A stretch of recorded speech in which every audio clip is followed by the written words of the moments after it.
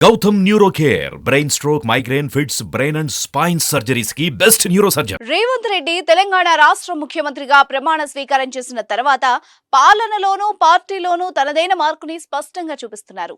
మూసీ నదిని థేమ్స్ లా చేసేందుకు అధ్యయనం చేద్దామని రేవంత్ రెడ్డి పిలవగానే మజ్లిస్ నేత అక్బరుద్దీన్ ఓవైసీ లండన్ లో దిగిపోయారు.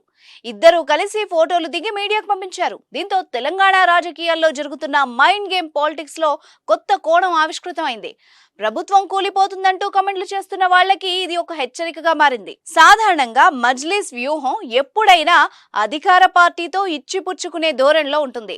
మజ్లిస్ పాత బస్తీలో తమ బేస్ ను కాపాడుకోవడానికి ఎక్కువ ప్రయారిటీ ఇస్తుంది. అందుకే తెలంగాణలో ఏ పార్టీ అధికారంలో ఉంటే ఆ పార్టీతో దోస్తీ చేస్తుంది. అధికార పార్టీ ప్రభావం పాత బస్తీలో పడకుండా చూసుకుంటుంది. పాత బస్తీని మజ్లిస్ కి వదిలేసినందుకు ఓల్డ్ సిటీ మినహా మిగతా తెలంగాణ అంతటా అధికార పార్టీకి మజ్లిస్ మద్దతిస్తూ ఉంటుంది.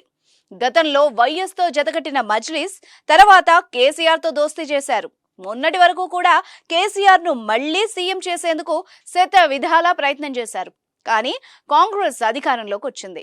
మజ్లిస్ మద్దతు చూసుకొని బీఆర్ఎస్ గంభీరంగానే ఉన్న మజ్లిస్ కు లోపల అధికార పార్టీ వైపు మనసు గుంజడం ఖాయమని పలువురు విశ్లేషకులు అంటున్నారు. అలాగే ఇప్పుడు పార్లమెంట్ ఎన్నికల్లో బీఆర్ఎస్ పాత్ర పరిమితంగా కనిపిస్తోంది. మజ్లిస్ కు కాంగ్రెస్ తో సన్నిహితంగా ఉండడమే కీలకం. అసెంబ్లీ ఎన్నికల్లో మజ్లిస్ ప్రచారం చేసినా ముస్లిం వర్గాలు బీఆర్ఎస్ వైపు కాకుండా కాంగ్రెస్ వైపే మొగ్గారని ఓటింగ్ సరళిని చూస్తే అర్థమవుతుంది. మరోవైపు జాతీయ రాజకీయాలు బీజేపీ నేతృత్వంలోని ఎన్డీఏ, కాంగ్రెస్ సారథ్యంలోని ఇండియా కూటములు అన్నట్టుగా సాగుతున్నాయి. ఈ క్రమంలో రాష్ట్రంలో బీఆర్ఎస్, ఎంఐఎంలు ఏదో ఒక పక్షానికి ఎన్నికల ముందు లేదా తర్వాత మద్దతునివ్వక తప్పని పరిస్థితి తలెత్తవచ్చు. ఇక మజ్లిస్ ఎప్పుడు ఏ కూటమిలో నేరుగా చేరదు.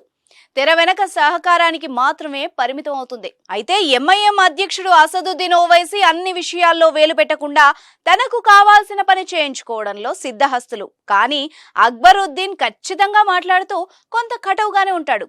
రేవంత్ రెడ్డి ముఖ్యమంత్రి అయిన తర్వాత మొదటి శాసనసభలోనే రేవంత్ వర్సెస్ అక్బరుద్దీన్ మధ్య మాటల యుద్ధం కూడా జరిగింది. ఒకవైపు హరీష్ రావు, కేటీఆర్ కాక అక్బరుద్దీన్ల వాగ్దాటి ముందు రేవంత్ ఒకంత తేలిపోయాడనిపించింది.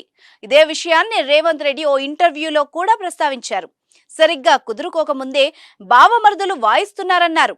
ఈ వ్యాఖ్యల్ని రేవంత్ వ్యతిరేకులు, బీఆర్ఎస్ శ్రేణులు పెద్ద ఎత్తున ట్రోల్ చేశాయి. ఇవి ఏవీ పట్టించుకొని రేవంత్ సైలెంట్ గా తన పని తాను చేసుకుంటూ పోతున్నాడు. అందులో భాగంగానే బీఆర్ఎస్ కు అదనపు బలం అనుకుంటున్న ఎంఐఎం ను తన వైపు తిప్పుకునే పనిలో సక్సెస్ అవుతూ రేవంత్ ఎవ్వరికీ అందని రీతిలో వెళ్తున్నాడంటున్నారు రాజకీయ విశ్లేషకులు. చూద్దాం మరి మజ్లిస్ ను మచ్చిక చేసుకోవడంలో రేవంత్ ఏ మేర విజయం సాధిస్తాడో.